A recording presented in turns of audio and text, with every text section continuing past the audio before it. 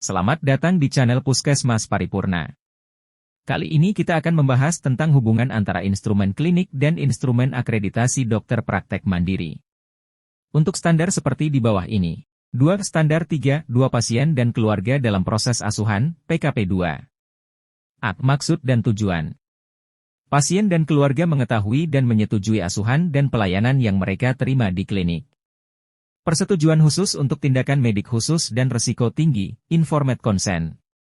Informed Consent sedikitnya memuat informasi dan penjelasan, nama, tindakan, risiko tindakan, kemungkinan komplikasi, tindakan alternatif dan hal-hal lain yang perlu dipersiapkan oleh pasien dan keluarga. Pasien dan keluarga diberitahu oleh PPA informasi tentang rencana asuhan, proses asuhan dan kemungkinan hasil asuhan yang diberikan. Elemen penilaian. Kelengkapan bukti. 1. Ada bukti pelaksanaan persetujuan tindakan kedokteran dan terdokumentasi di rekam medis pasien. 1. Terdapat SPO persetujuan tindakan kedokteran. 2. Terdapat dokumen bukti persetujuan tindakan kedokteran dan terdokumentasi di rekam medik pasien. 2. Pasien atau keluarga mengetahui rencana asuhan, diagnostik dan kemungkinan hasil asuhan yang diberikan. 1. Terdapat dokumen bukti pasien atau keluarga mengetahui rencana asuhan, diagnostik dan kemungkinan hasil asuhan yang diberikan. 2. Melaksanakan wawancara kepada pasien atau keluarga apakah sudah mengetahui rencana asuhan, diagnostik dan kemungkinan hasil asuhan yang diberikan. 5. Standar 3, 5 rencana asuhan dan pelaksanaan, PKP 5. Maksud dan tujuan. Rencana asuhan menjelaskan asuhan dan pengobatan tindakan yang diberikan kepada seorang pasien. Rencana asuhan memuat satu paket tindakan yang dilakukan oleh pelaksana asuhan untuk mendukung diagnosis yang ditegakkan pengkajian. Tujuan utama rencana asuhan adalah memperoleh hasil klinis yang optimal. Rencana asuhan terdokumentasi dengan baik di rekam medis pasien. Pasien mempunyai hak untuk mengambil keputusan terhadap asuhan yang akan diperoleh. Pasien berhak menolak atau menyetujui rencana asuhan setelah mendapat penjelasan dari pemberian. Elemen penilaian. Kelengkapan bukti. 1. Ada bukti rencana asuhan oleh PPA dan terdokumentasi di rekam medis pasien.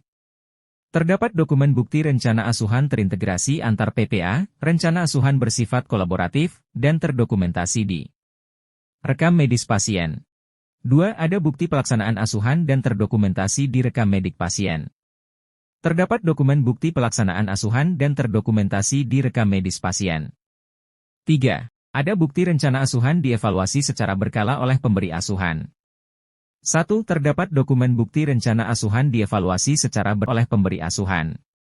2. Melaksanakan wawancara dengan petugas terkait evaluasi rencana asuhan secara berkala. Berikut akan dijelaskan persamaan atau hubungannya dengan instrumen akreditasi dokter praktek mandiri. Rencana layanan klinis. Standar 2, 3. Rencana layanan klinis. Rencana layanan klinis disusun bersama pasien dengan memperhatikan kebutuhan pasien. Kriteria 2, 3, 1. Rencana layanan klinis disusun bersama pasien dengan memperhatikan kebutuhan biologis, psikis, sosial, spiritual dan tata nilai budaya pasien. Elemen penilaian. 1. Dokter melibatkan pasien dalam menyusun rencana layanan. 2. Rencana layanan disusun untuk setiap pasien dengan kejelasan tujuan yang ingin dicapai. 3. Penyusunan rencana layanan tersebut mempertimbangkan kebutuhan psikologis, sosial, spiritual dan tata nilai budaya pasien. Kriteria 2, 3, 2. Persetujuan tindakan medik diminta sebelum pelaksanaan tindakan bagi yang membutuhkan persetujuan tindakan medik. Elemen penilaian. 1. Pasien, keluarga pasien memperoleh informasi mengenai medis, pengobatan tertentu yang berisiko yang akan dilakukan. 2. Tersedia formulir pemberian informasi tentang tindakan medis, pengobatan tertentu yang berisiko yang akan dilakukan. 3. Tersedia formulir persetujuan tindakan medis, pengobatan tertentu yang berisiko. 4. Tersedia prosedur untuk persetujuan tersebut. 5. Pelaksanaan Informed Consent didokumentasikan. 6. Dilakukan evaluasi dan tindak lanjut terhadap pelaksanaan Informed Consent, pelaksanaan layanan. Standar 2, 5. Pelaksanaan layanan. Pelaksanaan layanan dipandu oleh prosedur dan sesuai peraturan perundangan yang berlaku. Kriteria 2, 5, 1.